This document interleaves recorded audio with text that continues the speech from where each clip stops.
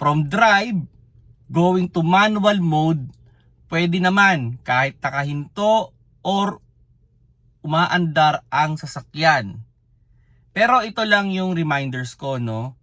Kung umaandar man ang sasakyan, bago nyo i-switch to manual mode, I suggest dun muna kayo sa control speed. Kumbaga, kung tumatakbo ka ng napakatulin, medyo slow down muna tayo ng konti bago natin i-shift.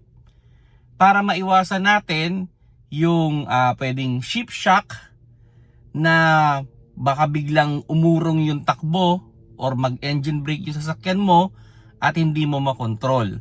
So, ang suggestion talaga, para sa mas safe na pagdadrive ng automatic, from manual mode or from drive going to manual mode, nasa control speed muna sana tayo.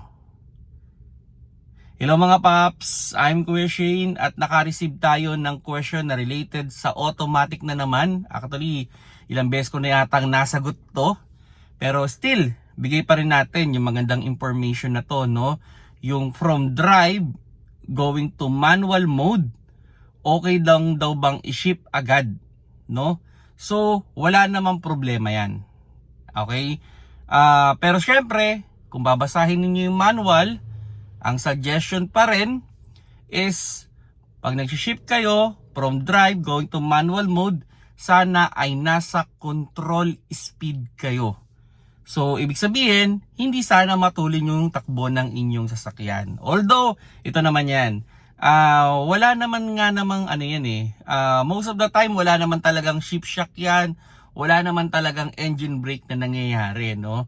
Pero, still, for more safer, okay? Sabihin na natin ang kotse, pag nagdadrive kasi tayo ng kotse, dapat smooth lang yung mga shifting natin eh. So, at least, di ba?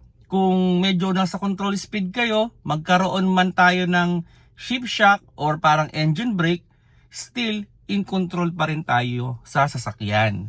So yun lang naman yun. Although ito usually sa mga kotse na may manual mode, matalino talaga yung transmission yan.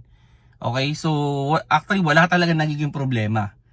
Pero yun nga, tayo ay nagtuturo dun sa mga new driver or mga beginner na mga car owner.